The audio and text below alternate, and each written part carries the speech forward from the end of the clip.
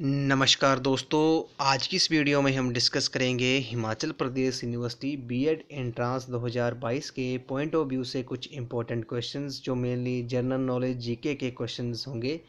ये काफ़ी important question रहने वाले हैं आपके लिए बीएड एंट्रांस के लिए। तो वीडियो को शुरू करने से पहले अगर आप चैनल पे पहली बार विजिट कर रहे हो तो चैनल को सब्सक्राइब कर दें। तो फ्रेंड्स ये जो अगर आप बीएड एंट्रांस की तैयारी कर रहे हो तो मैंने इसके लिए एक अलग से प्लेलिस्ट बनाई है HPU बीएड एंट्रांस 2022 के नाम से। आप वहां पर जाकर वीडियोस देख सकते हो।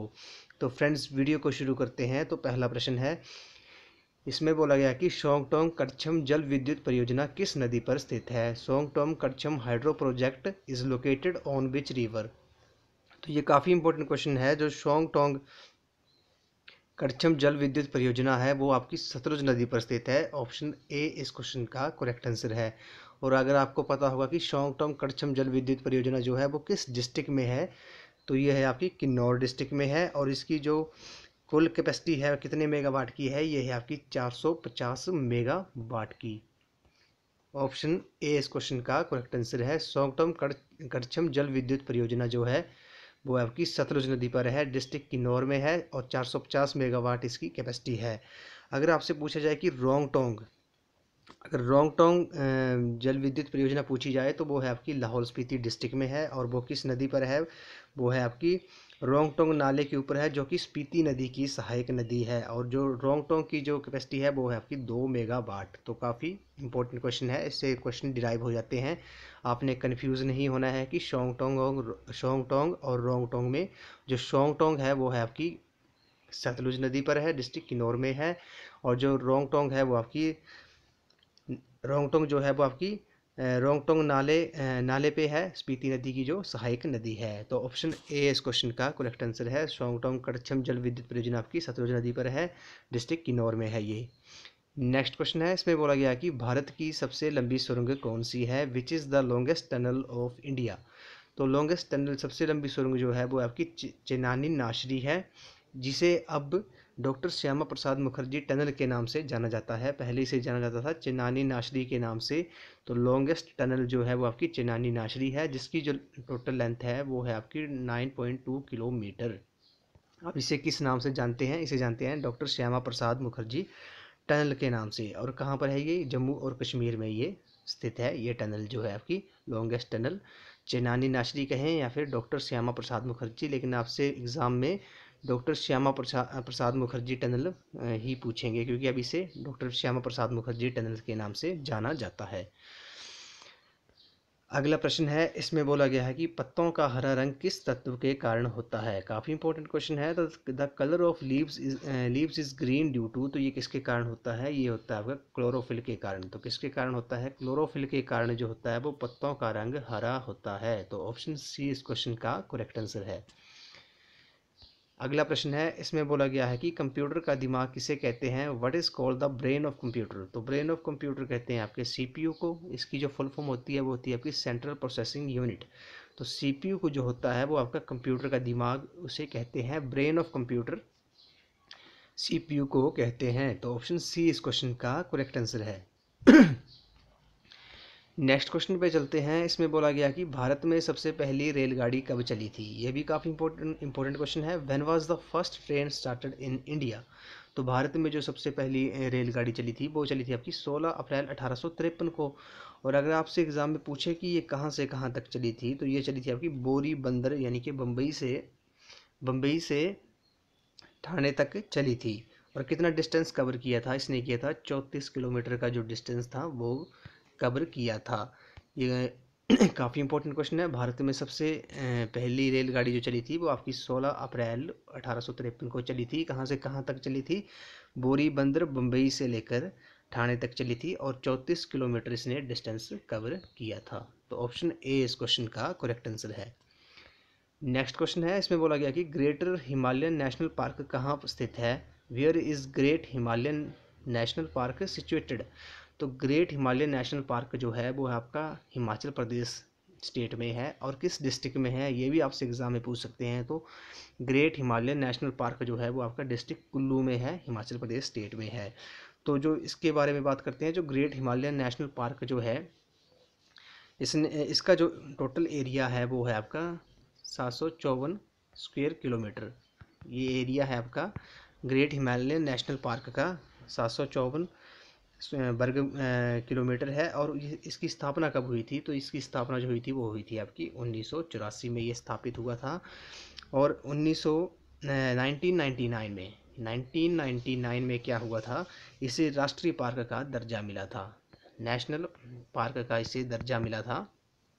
ग्रेटर हिमालय नेशनल पार्क को 1999 में इसे राष्ट्रीय पार्क का दर्जा मिला था। और 23 जून 2014 को, ये भी काफ़ी इंपॉर्टेंट क्वेश्चन है, 23 जून 2014 को दोहा में यूनेस्को द्वारा 23 जून 2014 को यूनेस्को की बैठक में इसे विश्व विरासत सूची यानी कि वर्ल्ड हेरिटेज में शामिल किया गया था। ये भी आपसे पूछ सकते हैं कि कब किया गया था, तो ये किया गया था आपका 23 जून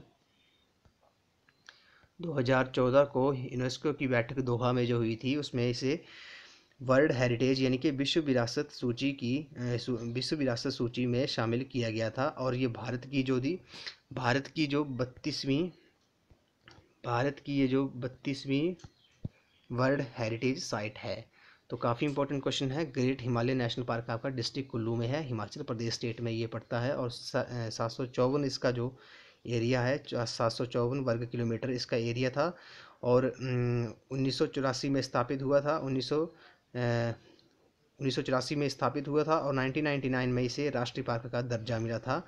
और दोहा में जो 23 जून 2014 को यूनेस्को की बैठक में इसे विश्व विरासत सूची वर्ल्ड हेरिटेज साइट में शामिल किया गया था। और भारत की ये 32वीं वर्ल्ड हेरिटेज साइट थी। तो क्वेश्चन नंबर 82 पे चलते हैं। इसमें बोला गया कि भारत का कौन सा स्थान लिटिल लहासा कहलाता है? Which place of India is known as little Lhasa? ये भी काफ़ी इंपॉर्टेंट क्वेश्चन है। तो भारत का कौन सा स्थान जो है वो लिटिल लहासा के नाम से जाना जाता है? तो ये आपका धर्मशाला डिस्ट्रिक्ट कांगड़ा में ये पड़ता है, हिमाचल प्रदेश में है। ये धर्मशाला डिस्ट्रिक्ट कांगड़ा में है। इसे धर्मशाला को लिटिल लहासा कहा जाता है। धर्मशाला को लिटिल लहासा कहा जाता है। तो अगर आपसे पूछा जाए कि छोटा तिब्बत यानी कि लिटिल तिब्बत जब आपसे पूछा जाए तो ये किसे कहते हैं, ये भी काफ़ी इंपॉर्टेंट क्वेश्चन है। तो लाहौल स्पीति को क्या कहते हैं? छोटा तिब्बत कहते हैं। और लिटिल लहासा जो कहते हैं वो आपका धर्मशाला को कहते हैं। तो ऑप्शन सी इस क्वेश्चन का करेक्ट आंसर है। अगला जो प्रश्न है इसमें बोला गया कि संस्कृत भाषा में व्याकरण की रचना किसने की थी? Who compose the grammar of Sanskrit language? तो संस्कृत भाषा में व्याकरण की रचना की थी, ये की थी अभी पाणिनि ने। तो ऑप्शन सी इस क्वेश्चन का करेक्ट आंसर है। Panini composed the grammar of Sanskrit language. Option C इस क्वेश्चन का करेक्ट आंसर है। अगला प्रश्न है, इसमें बोला गया कि शुष्क बर्फ क्या है? What is dry ice? तो ड्राई आइस किसे कहते हैं? ये कहते हैं सॉलिड कार्बन डाइऑक्साइड को। ऑप्शन सी इस क्वेश्चन का करेक्ट आंसर है। ठोस कार्बन डाइऑक्साइड को शुष्क बर्फ कहते हैं, ड्राई आइस कहते हैं किसे? सॉलिड कार्बन डाइऑक्साइड को। तो ऑप्शन सी इस क्वेश्चन का करेक्ट आंसर है। नेक्स्ट क्वेश्चन है, इसमें बोला गया कि कौन सा ऐसा जीव है जो पक्षी नहीं है फिर भी उड़ता है? तो ऐसा कौन सा जीव है जो पक्षी नहीं है फिर भी उड़ता है? तो वो है आपका चमगादड़ जो है। ऑप्शन डी इस क्वेश्चन का करेक्ट आंसर है। Name the creature which is not a bird but can fly? तो ये आपका बैट। ऑप्शन डी इस क्वेश्चन का करेक्ट आंसर है। नेक्स्ट क्वेश्चन है, इसमें बोला गया कि सौरमंडल का सबसे गर्म ग्रह कौन सा है? Which planet is the hottest planet of the solar system? तो सौरमंडल का जो सबसे गर्म ग्रह है वो है आपका शुक्र है, वीनस है। ऑप्शन बी इस क्वेश्चन का करेक्ट आंसर है। सौरमंडल का जो सबसे गर्म ग्रह है वो आपका शुक्र है। तो शुक्र ग्रह को शाम का तारा, भोर का तारा भी कहते हैं और पृथ्वी की बहन भी कहते हैं। आपने याद रखना है कि शाम का तारा और भोर का तारा या मॉर्निंग स्टार, इवनिंग स्टार किस ग्रह को कहते हैं? वो भी आपका शुक्र ग्रह को कहते हैं। सबसे गर्म ग्रह भी शुक्र है। और पृथ्वी की बहन किसे कहते हैं? तो ये भी आपसे पूछ सकते हैं। तो पृथ्वी की बहन जो कहते हैं वो भी आपके शुक्र ग्रह को कहते हैं, वीनस को कहते हैं। नेक्स्ट क्वेश्चन है, इसमें बोला गया कि प्राचीन ग्रंथों में शिवालिक पर्वत को किस नाम से जाना जाता है? What was the Shivalik mountain known as in ancient text? तो प्राचीन ग्रंथों में शिवालिक पर्वत को किस नाम से जाना जाता है? तो ये जाना जाता है मैनाक पर्वत के नाम से जाना जाता था। किसे? शिवालिक पर्वत को प्राचीन ग्रंथों में। तो ऑप्शन ए इस क्वेश्चन का करेक्ट आंसर है। अगला प्रश्न है, इसमें बोला गया है कि विश्व जल दिवस कब मनाया जाता है? When is the world water day celebrated? तो वर्ल्ड वाटर डे, विश्व जल दिवस कब मनाया जाता है? ये प्रत्येक वर्ष आपका 22 मार्च को मनाया जाता है। तो ऑप्शन ए इस क्वेश्चन का करेक्ट आंसर है। विश्व जल दिवस है वो आपका 22 मार्च को मनाया जाता है। नेक्स्ट क्वेश्चन है, इसमें बोला गया कि हिमाचल प्रदेश की सबसे बड़ी प्राकृतिक झील कौन सी झील, प्राकृतिक झील जो है वो किस जिले में है। ये भी काफ़ी इंपॉर्टेंट क्वेश्चन है। तो भारत हिमाचल प्रदेश की जो सबसे बड़ी प्राकृतिक झील है वो किस डिस्ट्रिक्ट में है। Which district of Himachal Pradesh has the largest natural lake located in. तो सबसे बड़ी जो प्राकृतिक झील है वो आपकी डिस्ट्रिक्ट सिरमौर में है। अगर और आपसे नाम पूछे कि हिमाचल प्रदेश की सबसे बड़ी प्राकृतिक झील कौन है, नाम पूछा है तो वो है आपकी रेणुका झील जो है वो हिमाचल प्रदेश की सबसे बड़ी प्राकृतिक झील है, डिस्ट्रिक्ट सिरमौर में है। तो ये काफ़ी इंपॉर्टेंट क्वेश्चन है। और जो इसकी लेंथ आपसे पूछ सकते हैं, लंबाई पूछ सकते हैं रेणुका झील की, तो वो है आपकी 2.5 किलोमीटर जो है वो इसकी लंबाई है। और ये झील जो है वो आपकी रामसर आर्द्रभूमि साइट है। ये भी आपसे पूछ सकते हैं कि रामसर आर्द्रभूमि साइट कौन सी झील है, तो ये आपकी रेणुका है, डिस्ट्रिक्ट सिरमौर में है। और टोटल जो इसकी लंबाई है वो है आपकी 2.5 किलोमीटर है, डिस्ट्रिक्ट सिरमौर में है। हिमाचल प्रदेश की सबसे बड़ी प्राकृतिक झील रेणुका झील है, डिस्ट्रिक्ट सिरमौर में। अगला प्रश्न है, इसमें बोला गया कि सौर ऊर्जा का स्रोत क्या है। What is the source of sun energy. तो सन एनर्जी का जो स्रोत सोर्स है वो है आपका न्यूक्लियर फ्यूजन। ऑप्शन ए इस क्वेश्चन का करेक्ट आंसर है। नाभिकीय संलयन जो है वो आपका सोर्स है किसका, सौर ऊर्जा का, सन एनर्जी का। तो ऑप्शन ए इस क्वेश्चन का करेक्ट आंसर है। अगला प्रश्न है, इसमें बोला गया कि national academy of agriculture research management NAARM स्थित है। तो national academy of agriculture research management is located at, तो ये कहाँ पर है, ये है आपका हैदराबाद में है। ऑप्शन बी इस क्वेश्चन का करेक्ट आंसर है। हैदराबाद में क्या है, national academy of agriculture research management, ये आपका हैदराबाद में है। और ये इसकी स्थापना कब हुई थी, ये हुई थी आपकी 1976 में, 1976 को इसकी स्थापना हुई थी किसकी, national academy of agriculture research management की 1976 में स्थापना हुई थी, हैदराबाद में है ये। ऑप्शन बी इस क्वेश्चन का करेक्ट आंसर है। नेक्स्ट क्वेश्चन है, इसमें बोला गया कि 1939 के धामी आंदोलन के नेता कौन थे। तो 16 जुलाई 1939 को धामी गोलीकांड हुआ था, उसके धामी आंदोलन के नेता कौन थे, तो ये थे आपके भागमल सोठा। ऑप्शन डी इस क्वेश्चन का करेक्ट आंसर है। भागमल सोठा जो थे वो was the leader of the Dhami movement in 1939। तो 1939 में धामी गोलीकांड जो हुआ था उस आंदोलन के नेता आपके भागमल सोठा थे। और इस गोलीकांड में आपसे पूछ सकते हैं कि कितने लोग शहीद हुए थे, तो टोटल जो शहीद हुए थे वो 2 लोग शहीद हुए थे। 16 जुलाई 1939 को धामी गोलीकांड हुआ था। अगला प्रश्न है, इसमें बोला गया है कि हिमाचल प्रदेश उच्च न्यायालय की स्थापना कब हुई थी। तो Himachal Pradesh, when was the high court of Himachal Pradesh established, तो ये हुई थी आपकी 25 जनवरी 1971। यहाँ पर गलत लिखा है, तो ये कब हुई थी, ये हुई थी आपकी 25 जनवरी 1971 को जो हिमाचल हाई कोर्ट की स्थापना हुई थी। और इसके जो प्रथम मुख्य न्यायाधीश थे वो थे आपके न्यायमूर्ति हमीदुल्ला बेग थे। तो हिमाचल प्रदेश हाई कोर्ट के जो प्रथम मुख्य न्यायाधीश थे वो थे आपके न्यायमूर्ति हमीदुल्ला बेग थे। और पहली जो महिला न्यायाधीश थी हिमाचल प्रदेश हाई कोर्ट की वो थी आपकी लीला सेठ।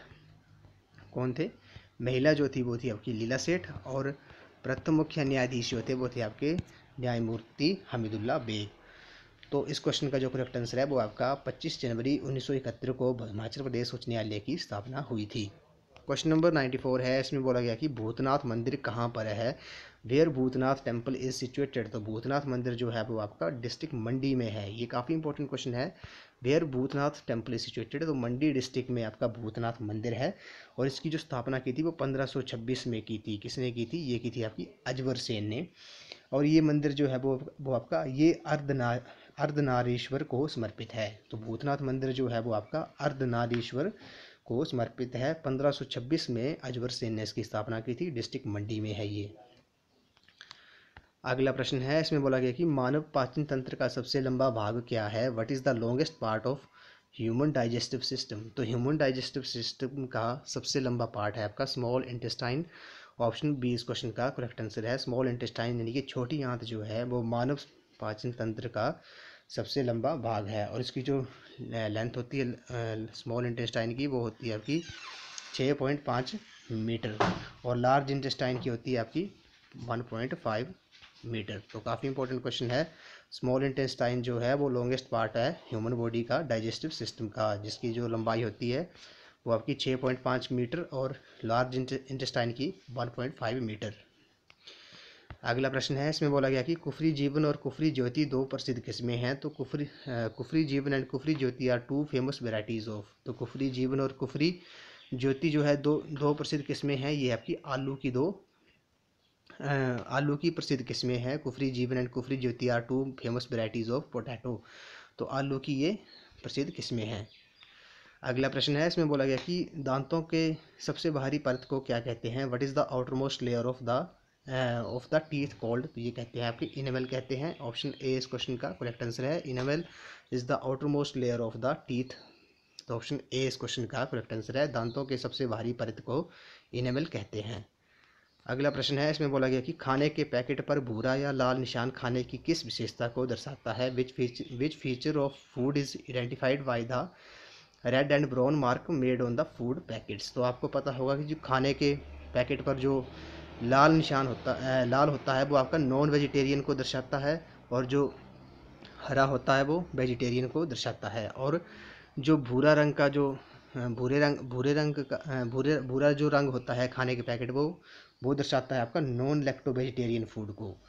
तो इस क्वेश्चन का जो करेक्ट आंसर होगा वो होगा आपका ऑप्शन डी, इनमें से कोई नहीं। आपको पता है कि जो लाल निशान होता है रेड निशान वो आपका नॉन वेजिटेरियन को दर्शाता है, और जो हरा होता है वो आपका वेजिटेरियन को यानी कि शाकाहारी को दर्शाता है, और भूरा जो होता है वो नॉन लैक्टो वेजिटेरियन फूड। तो non lacto vegetarian food option में नहीं है, लाल निशान ऑप्शन में है नॉन वेजिटेरियन। तो इस क्वेश्चन का जो करेक्ट आंसर होगा वो होगा आपका ऑप्शन डी, क्योंकि जो भूरा रंग होता है वो आपका नॉन लैक्टो वेजिटेरियन फूड को दर्शाता है।